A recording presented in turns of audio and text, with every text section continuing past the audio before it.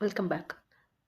In today's class, we're going to discuss main from the scratch topic like understanding the Spring Boot starter. In the previous video we'll do that Spring initializer in the dependencies na add ಮಾಡ್ಕೊಂಡ್ವಿ ಅಲ್ವಾ ಅಲ್ಲಿ ನಾವು ಒಂದು spring web ಅನ್ನೋದು like if I show here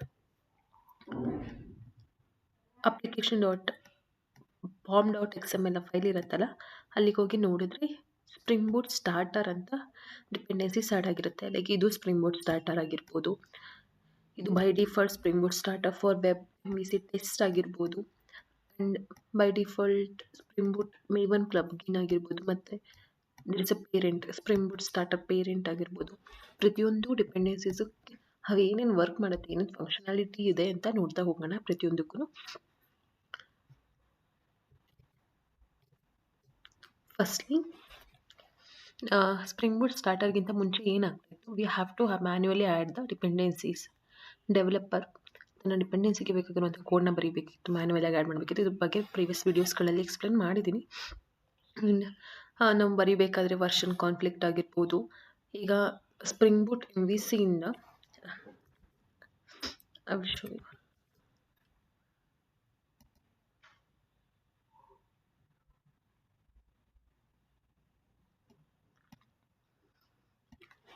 okay, Spring initializer.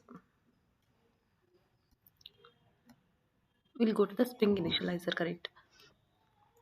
Here we are going to add the dependencies Spring Web in the previous video. This is only that will provide ಒಂದು ಡಿಪೆಂಡೆನ್ಸಿಯಿಂದ ಯಾವ್ಯಾವ ಬೇಕಾಗಿರುವಂಥ libraries ಆಗಿರ್ಬೋದು functionality include ಆಗ್ತಿದೆ ನೋಡಿ.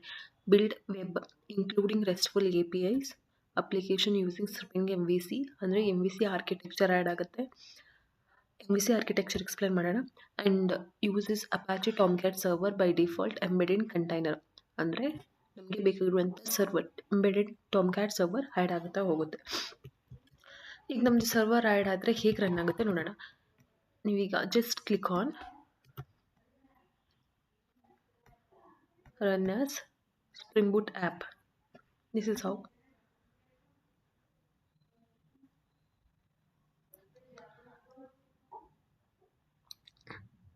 ನೋಡಿ, start ಆಗಬೇಕಾದ್ರೇ Spring ಅಂತ start ಆಗ್ತಾ ಹೋಗುತ್ತೆ.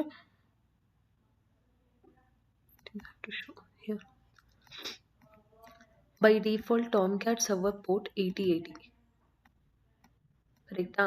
ಈಗ ಇದನ್ನು ಹೇಗೆ ರನ್ ಮಾಡ್ತೀವಿ ಅಂದರೆ go to the new tab section. Here localhost 8080.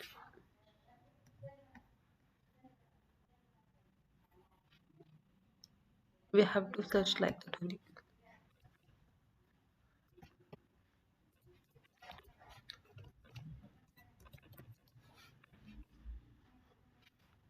Because we are not conflicting. This is also one of the API, right? Localhost API slash or space, that's also one of the RESTful API.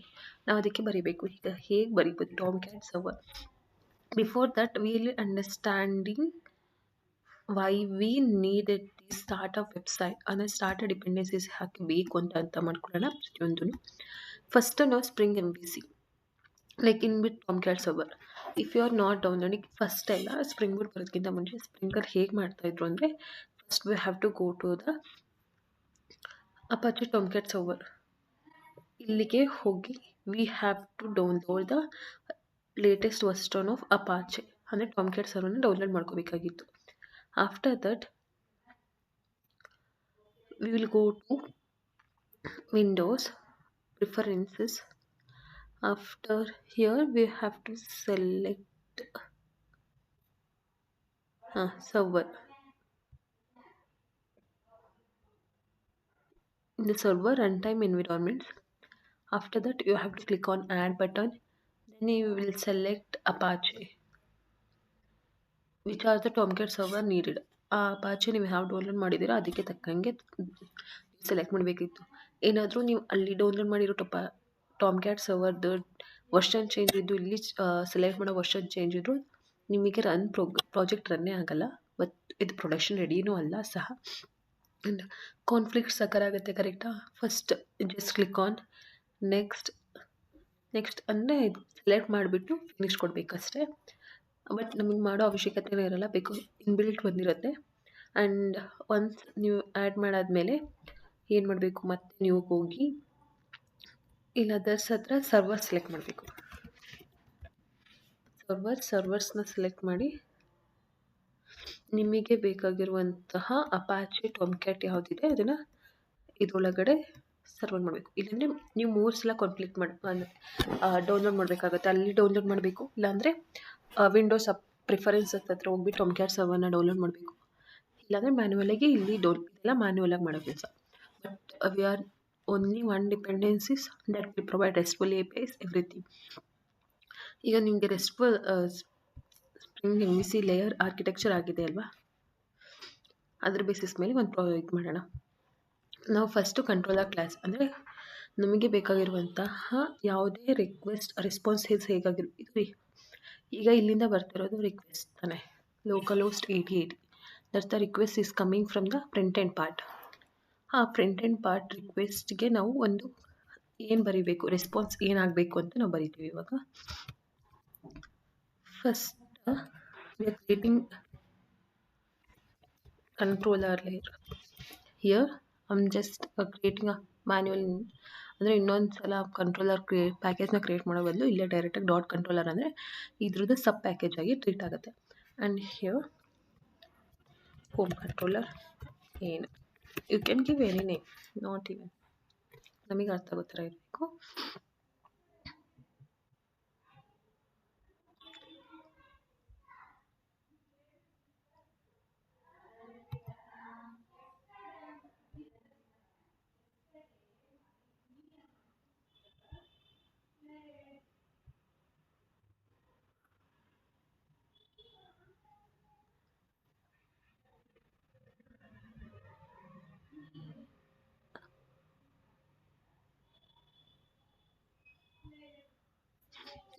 How to make this class as a controller, we have to get it right. ಪ್ರತಿಯೊಂದೂ controller ಆಗಿ ಪ್ರತಿಯೊಂದು class home controller layer ಆಗಿ work ಆಗಲ್ಲ. But that we having annotation. This annotation is a simplified way of telling that this class for that controller ಲೇಯರ್ಗೆ service layer ಆಗಿರ್ಬೋದು, business logic, repository layer ಆಗಿ ಪ್ರತಿಯೊಂದೂ ಆ್ಯನೋಟೇಷನ್ ಮುಖಾಂತರ utilise ಮಾಡ್ತಾ ಹೋಗ್ತೀವಿ. ಹೀಗೇನು ಮಾಡ್ತೀವಿ ಅಂದರೆ ಆ್ಯಕ್ಚುಲಿ ಗೆಟ್ ಮ್ಯಾಪಿಂಗ್. ಈಗ ನಾವಲ್ಲಿ ಸ್ಲ್ಯಾಶ್ ಅಲ್ವಾ ಕೊಟ್ಟಿದ್ದು. If you are not providing a slash, how to do, and if you are providing slash,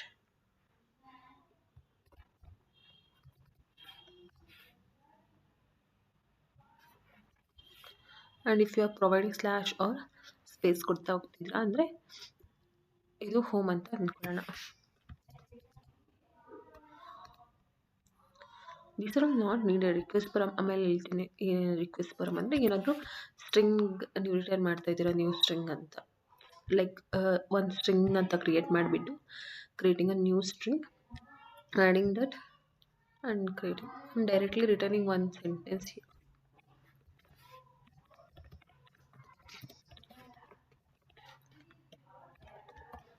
Here hello map. Now can you see this Tomcat server?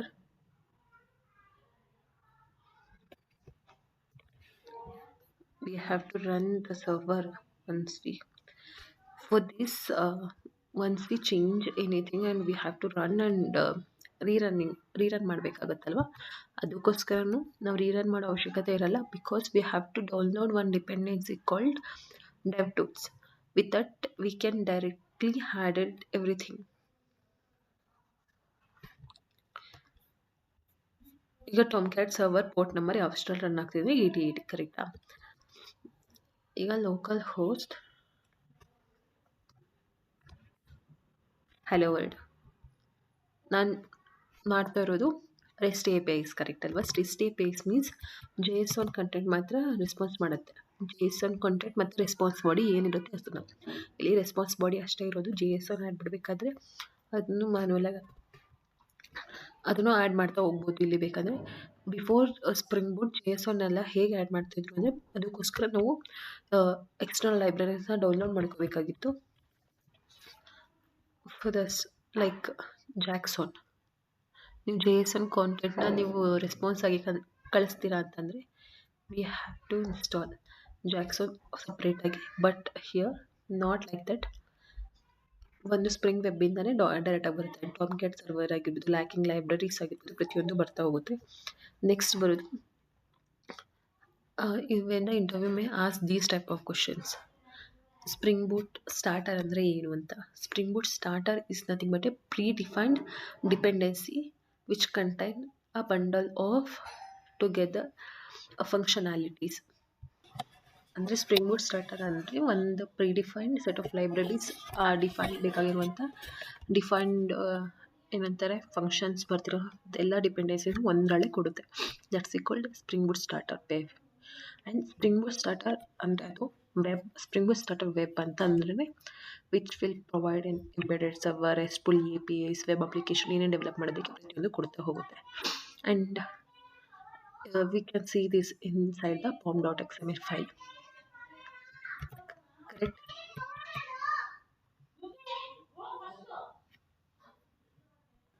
V can see the dependencies in pom.xml file.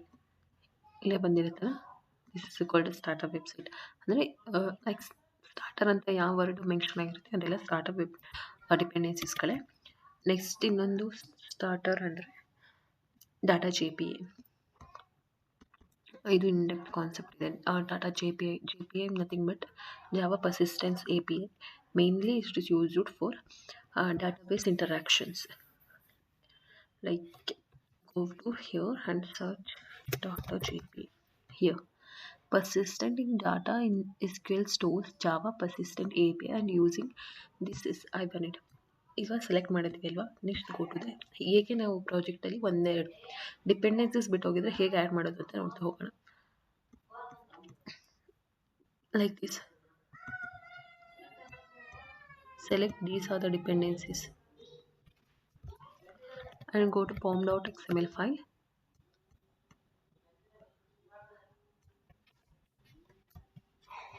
Click on this part. ಇವಾಗ ಹೇಗೆ ಮಾಡೋದು ಅಂತ ಹೇಳ್ತೇವೆ. Just here application ಲೇಯರಲ್ಲಿ data JPA persistent API first ನಾವು ಒಂದು ಮಾಡೆಲ್ನ ಲೇಯರ್ನ create ಮಾಡಬೇಕು. ಅದು ನಮ್ಮ ಟೇಬಲ್ ಹೀಗೆ ಕ್ರಿಯೇಟ್ ಆಗುತ್ತೆ by default. We are not going to add anything. Next ಬರೋದು ಡಾಟಾ JPA ಅಲ್ವಾ. First we have to create one layer for that. ಅಂದರೆ ನಾವು ಡಿಸ್ಕಸ್ ಮಾಡ್ತಾ ಹೋಗಿ ಒಂದು ಲೇಯರ್ನ ಕ್ರಿಯೇಟ್ ಮಾಡೋಣ, ಮಾಡೆಲ್ ಲೇಯರ್ ಅಥವಾ entity layer. Here creating an entity, you can give anything, entity or model. ಒಂದು ಗಿವ್ ಅ ಸ್ಟೂಡೆಂಟ್. ಲೈಕ್ ಒಂದು ಟೇಬಲ್ ನೇಮ್ ಸ್ಟೂಡೆಂಟ್ ಅಂತ ಕೊಡ್ತಾ ಇದ್ದೀನಿ ಅಷ್ಟೇ. ಈಗ ಆಯ್ತಲ್ಲ ಸ್ಟೂಡೆಂಟ್ ಜಾಬ್ ಡಾಟ್. ಇಲ್ಲಿ ನಾವು ಏನು ಮಾಡಬೇಕು, @entity. ನೋಡಿ ಎಂಟಿಟಿ ಅನೋಟೇಷನ್ ಎಲ್ಲಿ ಡಿಫೈನ್ ಆಗಿದೆ, Jakarta persistent entity, Jakarta persistent API JPA ಅಷ್ಟೇ. ಅಲ್ಲೇ ಸಹ ನಮ್ಮದು ಪ್ರತಿಯೊಂದು ಡಿಫೈನ್ ಆಗಿರೋದು. ಈ ಸ್ಟೂಡೆಂಟ್ ಏನಿದೆ ಅಂತ ಅಂದ್ಕೊಳ್ಳೋಣ. I mean explain this encapsulation part. Private tag ಮಾಡ್ತಾ ಇದ್ದೀವಿ. ಪ್ರೈವೇಟ್ ಇಂಟ್ ID,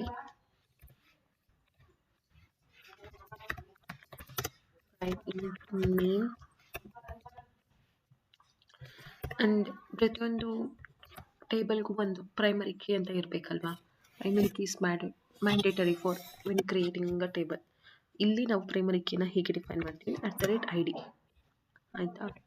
ಈಗ ನಾವು ಪ್ರೈಮರಿ ಕೀಗೆ ವ್ಯಾಲ್ಯೂನ ಇನ್ಸರ್ಟ್ ಮಾಡ್ತೀವ. ಒಂದ್ಸಲ ಇನ್ಸರ್ಟ್ ಮಾಡಾದ್ಮೇಲೆ ನೆಕ್ಸ್ಟ್ ಯಾವುದೇ ವ್ಯಾಲ್ಯೂ ಇನ್ಸರ್ಟ್ ಆದ್ರೂ ಅದಕ್ಕೆ ತಾನಾಗೆ ಅದೇ ಇನ್ಕ್ರಿಮೆಂಟ್ ಆಗ್ತಾ ಹೋಗುತ್ತೆ ಅಲ್ವಾ. ಸೊ ಅದಕ್ಕೂ ಒಂದು ಅನೋಟೇಷನ್ ಇದೆ, ಎಲ್ಲದಕ್ಕೂ ಒಂದು ಅನೋಟೇಷನ್ ಇದೆ.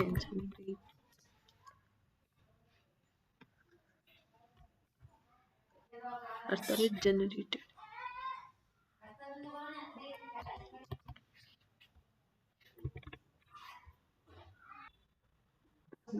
Forget that generated value. Okay, generated value, generated starter generated type dot identity ಅಂದರೆ ಯೂನಿಕ್ ಆಗಿರಬೇಕು ಅಂತಷ್ಟೇ. ನಿಮಗೆ ಗೊತ್ತಿರೋ ಥರ ಯೂನಿಕ್ ಆಗ್ತಿದೆ. Next we put get a setters. ಇದು ಎನ್ಕ್ಯಾಪ್ಸುಲೇಟೆಡ್ ಕಂಪ್ಲೀಟ್ ಕಾನ್ಸೆಪ್ಟ್ ಇಲ್ಲಿ ವರ್ಕ್ ಆಗೋದು. ಪ್ರಾಜೆಕ್ಟಲ್ಲಿ ನೀವು ಯಾರಾದರೂ ಕ್ವಶನ್ಸ್ ಕೇಳಿದ್ರೆ ಇಂಟರ್ವ್ಯೂ ಕ್ವಶನ್ಸ್ ನೀವೆಲ್ಲಿ ಎನ್ಕ್ಯಾಪ್ಸುಲೇಷನ್ ಅಂದರೆ ರೂಟ್ಸ್ ಕಾನ್ಸೆಪ್ಟ್ನ ಮೆನ್ಷನ್ ಮಾಡ್ತೀರಾ ಅಂದರೆ here you take an example here ಅಂದರೆ ನಮಗೆ ಬೇಕಾಗಿರುವಂಥ states we will put at a private through data sectors only. We will accessing those IDs that we called get encapsulation, right? Encapsulation is nothing but a bundling of data for the security purpose. Accessing it through data sectors only, the access test methods or the states by default ಆಗಿ ಯಾರೂ I D ಮತ್ತು ನೇಮ್ನ access ಮಾಡೋಕ್ಕಾಗಲ್ಲ. Through get a setter method ಮುಖಾಂತರನೇ I D ಅವರು manual ಆಗಿ ಆಡ್ತಾ ಹೋಗಬೇಕು. ಕರೆಕ್ಟಾ? ಈಗ ಇದನ್ನು ನಾವು ಮಾಡಿದ್ವಿ. ಈಗ ನಾವು ಡಾಟಾಬೇಸಲ್ಲಿ ಹೇಗೆ ಕ್ರಿಯೇಟ್ ಮಾಡ್ತೀವಿ? Will go to that. For that we have to install manual ಆಗು ಮಾಡ್ಬೋದು.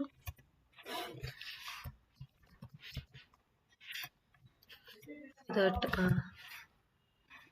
ದಿಸ್ ಇಸ್ ಝ್ಯಾಂಪಲ್ಲಿ ಇನ್ಬಿಲ್ಟ್ ಆಗಿರೋ ಟಾಮ್ ಕ್ಯಾಟ್ ಅಂದರೆ ಸರ್ವರ್ ಇನ್ಪುಟ್ ಆಗಿದೆ. ಅಪಾಚೆ ಇನ್ಕ್ಲೂಡ್ ಆಗಿರೋದ್ರಿಂದ Tomcat is defined in the Apache, correct ಅಲ್ವಾ? ಸೊ ಅಪಾಚೆ ಇರೋದ್ರಿಂದ Apache MongoDB PHP Perl that definitions. ಇಲ್ಲಿ MySQL ಬೈ ಡಿಫಾಲ್ಟ್ ನಾವು ಯುಟಿಲೈಸ್ ಮಾಡ್ಕೊತಾ ಹೋಗ್ತಾ ಇದ್ದೀವಿ.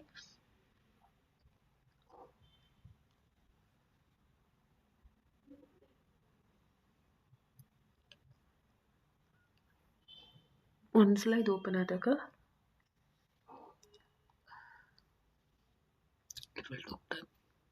it will take some time. We'll know. Now it is downloading because ತುಂಬ servers ಇರುತ್ತಲ್ಲ, ಅದಕ್ಕೋಸ್ಕರ ಹೀಗಾಗುತ್ತೆ. ಈಗ ಇದಕ್ಕಿಂತ ಮುಂಚೆ just do here application properties ಒಳಗಡೆ ಎಕ್ಸ್ಪ್ಲೇನ್ ಮಾಡಿದ್ದೀನಿ. ಅಪ್ಲಿಕೇಶನ್ ಪ್ರಾಪರ್ಟಿ ಒಳಗಡೆ ಹೇಗೆ ಬರೀತಾ ಹೋಗ್ತೀವಿ ಅಂತ.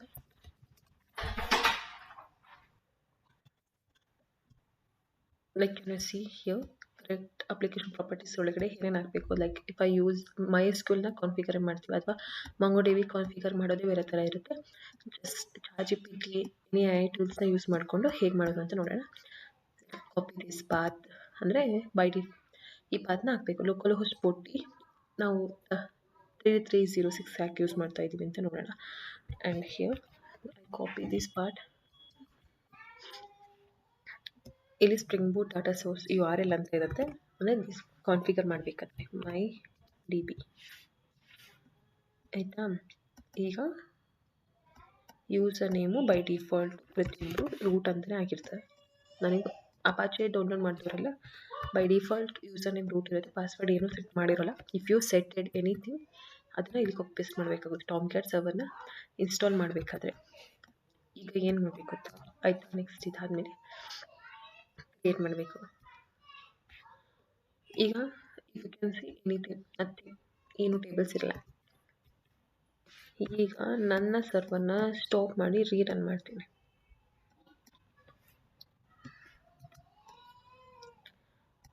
ಅಗೇನ್ ಅಂದರೆ ಸೇವ್ ಮಾಡಿ ಅಂತ ಹೇಳ್ತಿದೆ. Once you rerunning how out will get output ನೋಡ್ತಾ ಹೋಗೋಣ.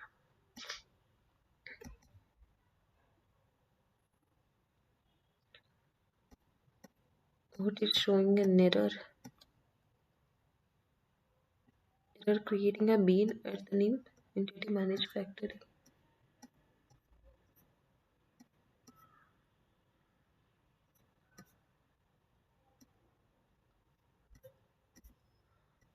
entity ಅಂತ ಹಾಕಿದೀವಲ್ಲ.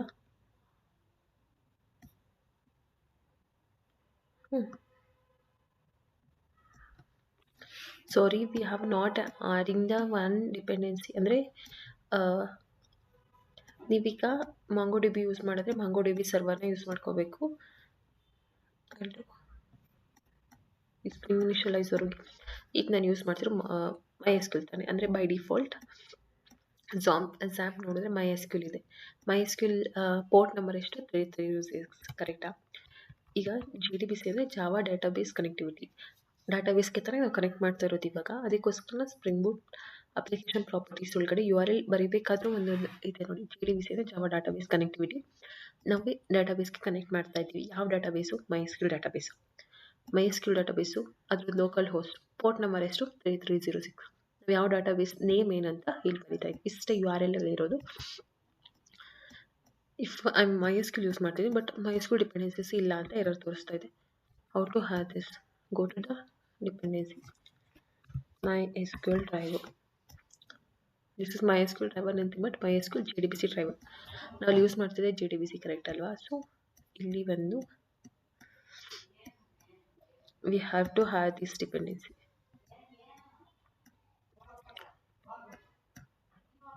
form.xml ಫೈಲ್ ಹೋಗಿ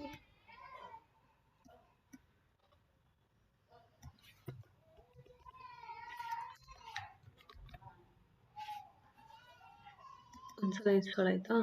ನೆಕ್ಸ್ಟ್ ರನ್ ಮಾಡೋಣ. ನಿಮಗೆ ಕಾಣಿಸ್ತಿದೆಯೋ ಇಲ್ವೋ ಗೊತ್ತಿಲ್ಲ, ಬಟ್ ಇಲ್ಲಿ 100% ಅಂತ ಬಂದಿರುತ್ತೆ. ಇವಾಗ ನೀವು ರೀರನ್ ಮಾಡಿದ್ರೆ ಕರೆಕ್ಟ್ ಆಗ್ತಾ ಹೋಗುತ್ತೆ. ರನ್ ಸ್ಪ್ರಿಂಗ್ ಬೂಟ್ ಆ್ಯಪ್ಗೆ ಒಂದು ಸೇವ್ ರನ್ ಮಾಡೋಕ್ಕಿಂತ ಮುಂಚೆ ನೀವು ಸೇವ್ ಮಾಡ್ತಾ ಹೋಗಿ.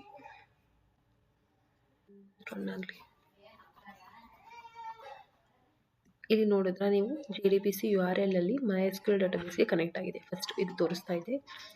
ಅಂಡ್ ಡಿಫೈನ್ ಆದಮೇಲೆ JDBC ಸೈಜ್ ಇದೆಲ್ಲ ಗೊತ್ತಾಗ್ತದೆ. ಮ್ಯಾಕ್ಸಿಮಮ್ ಪೂಲ್ ಇದು ಕ್ರಿಯೇಟ್ ಆಗಿರುತ್ತೆ ಟೇಬಲ್ಸ್. ಈಗ ಟೇಬಲ್ ಕ್ರಿಯೇಟ್ ಆಯಿತು ಇಲ್ವೋ ಅಂತ ಹೇಗೆ ನೋಡೋದು? ಪೇಜ್ ರಿಫ್ರೆಶ್ ಮಾಡಿ.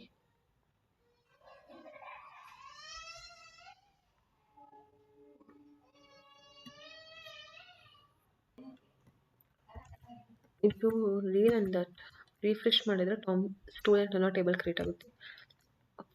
ಇಲ್ಲಿ ಸಹ ತೋರಿಸುತ್ತೆ ಅಂದರೆ ಏನು ಕ್ರಿಯೇಟ್ ಆಗಿದೆ ಅಂತ. ಟೇಬಲ್ ಕ್ರಿಯೇಟ್ ಆಗಿರೋದು ತೋರಿಸುತ್ತೆ ಇಲ್ಲಿ ಯಾವ ಟೇಬಲ್ ಕ್ರಿಯೇಟ್ ಆಯಿತು ಅಂತ. You can see this Hibernate creating a table student ID integer not null auto increment. ಹಿಂಗೆ ತಾನೇ ನಾವು ಒಂದು ಟೇಬಲ್ನ ಕ್ರಿಯೇಟ್ ಮಾಡ್ಬೇಕಾದ್ರೆ ಬರೆಯೋದು. Name integer not null. Name is also an integer ಅಂತ ಕೊಟ್ಟಿದ್ದೀರಾ. ನಿಮ್ಮ ಸಿಸ್ಟರಿಂಗ್ ರೈಟ್ ಆಯಿತಾ?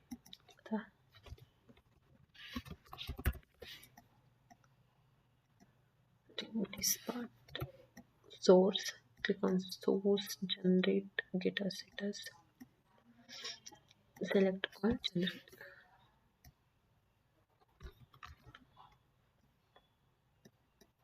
ಇಲ್ಲಿ ಅಂದರೆ ರಿಫ್ರೆಶ್ ಆಗಿರ್ತಾರಲ್ಲ, ಫಸ್ಟ್ ಇದು ನೋಡ್ಕೊಂಡು ಆಮೇಲೆ ಡೆವ್ ಟೂಲ್ಸ್ ಹೇಗೆ ವರ್ಕ್ ಆಗುತ್ತೆ ಅಂತ ನೋಡೋಣ. ಬಿಫೋರ್ ದಟ್ ಈಗ ರನ್ ಮಾಡಿದ್ದು ಆಟೋಮೆಟಿಕ್ಕಾಗಿ ಟೇಬಲ್ ಕ್ರಿಯೇಟ್ ಆಯಿತು, ಗೊತ್ತಾಯ್ತಾ? ಇದೆಲ್ಲ ಆಗ್ತಿರೋದು ORML ಅಂತ, ಅಂದರೆ ಆಬ್ಜೆಕ್ಟ್ ರಿಲೇಷನ್ ಮ್ಯಾಪಿಂಗ್. ಆಬ್ಜೆಕ್ಟ್ ಅಂದರೆ ಏನು? ಸ್ಟೂಡೆಂಟ್ ಒಂದು ಆಬ್ಜೆಕ್ಟ್ ತಾನೆ. ಇದು ಸ್ಟೂಡೆಂಟ್ ಕ್ಲಾಸ್ ಕ್ರಿಯೇಟ್ ಆಯಿತು, student is an object. We are creating relation mapping ಅಂದರೆ ನಮ್ಮದು ಡಾಟಾಬೇಸ್ಗೆ ಕನೆಕ್ಟ್ ಆಗ್ತಾ ಇದೆ, ಅದು JDBCಯಿಂದ. ಹೈಬರ್ನೇಟ್ ಈಸ್ ಆಲ್ಸೋ ORM ಟೂಲ್. ನಾವಿಲ್ಲಿ ಡೈರೆಕ್ಟಾಗಿ ಯೂಸ್ ಮಾಡ್ತಾ ಇಲ್ಲ ORMನ, ನಾವು ಅದ್ರ ಟೂಲ್ ಒಂದು ಯೂಸ್ ಮಾಡ್ತಾ ಇದ್ವಿ, others Hibernate. Hibernate is ORM tool. Manual ಆಗಿ ಹೈಬರ್ನೇಟ್ ಕಾನ್ಫಿಗರೇಷನು ಮಾಡ್ತಾರೆ. JDBC ಕಾನ್ಫಿಗರೇಷನ್ ಏನು ಮಾಡ್ತಾ ಇಲ್ಲ, ಡೈರೆಕ್ಟಾಗಿ ಸ್ಪ್ರಿಂಗ್ ಬೂಟ್ ಮುಖಾಂತರನೇ ಎಲ್ಲ ಇನ್ಬಿಲ್ಟ್ ಇದೆ. ಅದು ಯಾವ ಡಿಪೆಂಡೆನ್ಸಿ ಅಂತ ಬಂತು ಅಂದರೆ spring boot starter data JPE. This dependency will get it. ಏನೇನು ಪ್ರೊವೈಡ್ ಮಾಡ್ತು ಅಂದರೆ spring boot data JPE by default hibernate. ನಾವು ಡೈರೆಕ್ಟಾಗಿ ರೆಪಾಸಿಟ್ರಿ ಕ್ರಿಯೇಟ್ ಮಾಡ್ಬೋದು.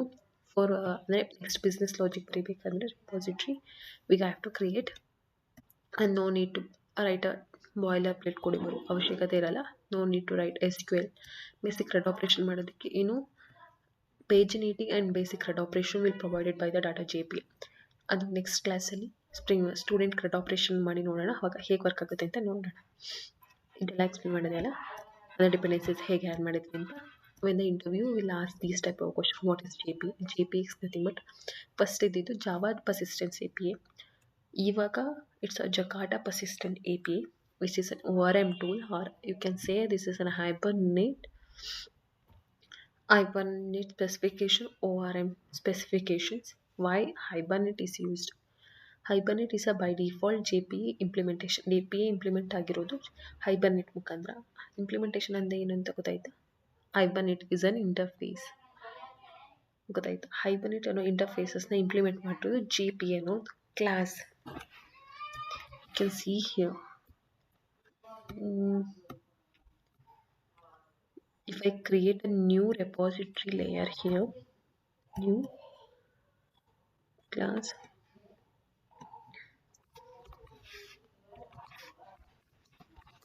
ಇದನ್ನು ನಾನು ನಿಮಗೆ ಎಕ್ಸ್ಪ್ಲೇನ್ ಮಾಡಿದ್ದೀನಿ ಅನ್ಸುತ್ತೆ. ಲೇಯರ್ಡ್ ಆರ್ಕಿಟೆಕ್ಚರ್ ಕರೆಕ್ಟ್ ಅಲ್ಲ? Student repository,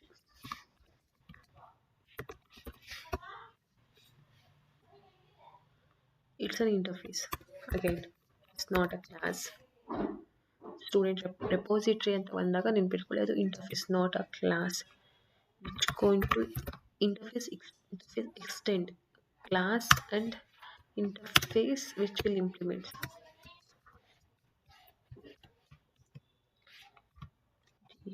repository. ಇಲ್ಲಿ ಟಿ ಅಂದರೆ ನಾವು ಯಾವ ಕ್ಲಾಸ್ನ ಕ್ರಿಯೇಟ್ ಮಾಡ್ತೀವಿ ಅಂದರೆ ಯಾವ ಟೇಬಲ್ನ ಕ್ರಿಯೇಟ್ ಮಾಡ್ತೀವಿ, ಅದು primary key integer. Click on this import student.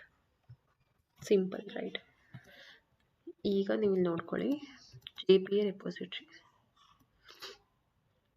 ಇಲ್ಲಿ ಏನಾಗ್ತಿದೆ, ಲಿಸ್ಟ್ ಆಫ್ ಕರೆಂಟ್ ಆಪರೇಟರ್ ಆಗಿರ್ಬೋದು, ಪೇಜ್ ನೀಟಿಂಗ್ ಆಗಿರ್ಬೋದು, ಕ್ವೈರೀಸ್, ಇನ್ಬಿಲ್ಟ್ ಕ್ವೈರೀಸ್ ಯಾವ್ಯಾವುದು ಪ್ರೊವೈಡ್ ಮಾಡ್ತದೆ ಅಂತ ನೋಡ್ತಾ ಹೋಗ್ಬೋದು. ನೀವು ಇಲ್ಲಿ ನಮ್ಗೆ ಯಾಕೆ ರೆಪೋಸಿಟ್ರಿ ಲೇಯರ್ ಬೈ ಡಿಫಾಲ್ಟ್ ಇದೆ, ಪ್ರತಿಯೊಂದಕ್ಕೂ ಕೋಡ್ ಬರೆಯಲ್ಲ, ಡೈರೆಕ್ಟಾಗಿ ಕ್ವೈರೀಸ್ ಸಹ ಇದರಲ್ಲಿರೋ ಇನ್ಬಿಲ್ಟ್ ಕ್ವೈರೀಸ್ನ ಯೂಸ್ ಮಾಡ್ತೀವಿ. Find by all, find by ID ಅಂದರೆ like select a student from particular ID ಅಂತ ಪಾಸ್ ಮಾಡ್ತೀವಲ್ಲ, from a student where ID is equal to 1, ID is equal to 2, ಅದೆಲ್ಲ ನಾವು ಡೈರೆಕ್ಟಾಗಿ find by ID1, find by ID2 ಈ ಥರ ನಾವು ಪ್ಯಾರಾಮೀಟರ್ನ pass ಮಾಡ್ತಾ ಹೋದರೆ ಬೈ ಡಿಫಾಲ್ಟ್ ಕ್ವೈರೀಸ್ ಎಲ್ಲ ಬರೆದಿರುತ್ತೆ. We can extend that. Simple ಅಲ್ವಾ? ಪ್ರತಿಯೊಂದಕ್ಕೂ ಮ್ಯಾನ್ಯುವಲ್ ಕಾನ್ಫಿಗರೇಷನ್ ಇರಲ್ಲ, ಬೈ ಡಿಫಾಲ್ಟ್ ಎಲ್ಲನೂ ಅಂದರೆ ಬರೆದಿರೋ ಕೋಡ್ನ ತಗೋತಾ ಹೋಗ್ತೀವಿ ಅಷ್ಟೇ. ಇಷ್ಟು ಅರ್ಥ ಆಯ್ತಲ್ವಾ? ಹೈಬರ್ನೇಟ್ ಇನ್ಡೆಪ್ತ್ ಕಾನ್ಸೆಪ್ಟ್ನ ಎಕ್ಸ್ಪ್ಲೇನ್ ಮಾಡಿ, ಅವಾಗ ಅರ್ಥ ಆಗುತ್ತೆ ನಿಮಗೆ ಹೈಬರ್ನೇಟ್ ಅಂದರೆ ಏನು ಅಂತ. Next starter test. ಈಗ ನಮ್ಮದು ಪ್ರಾಜೆಕ್ಟ್ ಒಂದು ಕ್ಲಾರಿಟಿ ಆದಮೇಲೆ ಟೆಸ್ಟ್ ಮಾಡಬೇಕು, ಮ್ಯಾನ್ಯುವಲ್ ಟೆಸ್ಟಿಂಗು ಆಗಬೇಕು, ಸ್ಕ್ರಿಪ್ಟ್ ಬೇಸ್ಡ್ ಟೆಸ್ಟಿಂಗು ಆಗಬೇಕು, ಕರೆಕ್ಟ್ ಅಲ್ವಾ? ಆಟೋಮೇಷನ್ ಟೆಸ್ಟಿಂಗ್ ಎಲ್ಲದೂ ಆಗಬೇಕು. ಬಟ್ ಸಣ್ಣ ಪ್ರಾಜೆಕ್ಟಿಗೆಲ್ಲ ಯಾವ ಟೆಸ್ಟಿಂಗ್ ಮಾಡ್ತಾರೆ? By default it providing us testing part also. Java unit testing ಆಗುತ್ತೆ, and Mockito, spring boot test framework ಎಲ್ಲ ಪ್ರತಿಯೊಂದು ಇಲ್ಲಿ ಪ್ರೊವೈಡ್ ಮಾಡ್ತಾ ಹೋಗುತ್ತೆ. And main very important is how spring boot manages is version. ಹೇಳಿದ್ನಲ್ವ, Tom cat ಸರ್ವರ್ನ manual ಆಗಿ ಹೇಗೆ use ಮಾಡ್ತಾ ಹೋಗ್ತೀವಿ ಅಂತ. ಅದ್ರ ಬದಲು ಬೈ ಡಿಫಾಲ್ಟ್ ವರ್ಷನ್ ಹೇಗೆ ಮ್ಯಾನೇಜ್ ಮಾಡ್ತಾ ಹೋಗುತ್ತೆ ಅಂತ ಅಂದರೆ, ಇದು ಪೇರೆಂಟ್ ಅಂತ ಒಂದು ಡಿಪೆಂಡೆನ್ಸಿ ಆ್ಯಡ್ ಆಗಿದೆ. ನೀವು ನೋಡಿದ್ದೀರಲ್ವ form.xml ಫೈಲಲ್ಲಿ, ಇಲ್ಲಿ ದಿಸ್ ಇಸ್ ಅ ಪೇರೆಂಟಾ. ಈ ಪೇರೆಂಟ್ ಮುಖಾಂತರ ನಮ್ಮದು ವರ್ಷನ್ ಎಲ್ಲ ಆ್ಯಕ್ಚುಲ್ ಆಗಿ ಮ್ಯಾನೇಜ್ ಆಗ್ತಿರೋದು ಇಲ್ಲಿ. In control the dependency versions, prevent a version conflict ಬಂದು ಪ್ರಿವೆಂಟ್ ಮಾಡುತ್ತೆ. Removes the need of to mention version manual version add ಮಾಡೋ ಅವಶ್ಯಕತೆ ಇರಲ್ಲ, ಅದು ಅಪ್ಡೇಟ್ ಆಗ್ತಾ ಹೋಗುತ್ತೆ ತಕ್ಕಂಗೆ. And simplified answers. To simplify the dependency management we use the Spring Boot starters. Dependency management ಮಾಡೋದಕ್ಕೂ ಸೆಂಟ್ರಲೈಸ್ಡ್ ಕಂಟ್ರೋಲ್ ಡಿಪೆಂಡೆನ್ಸಿ ವರ್ಷನ್. ಇಷ್ಟು ನಾವು ಇವತ್ತಿನ ಕ್ಲಾಸಲ್ಲಿ will work on complete starter, Spring Boot starters. Understood right? If any doubts please comment it. I will clear your doubts. Thank you.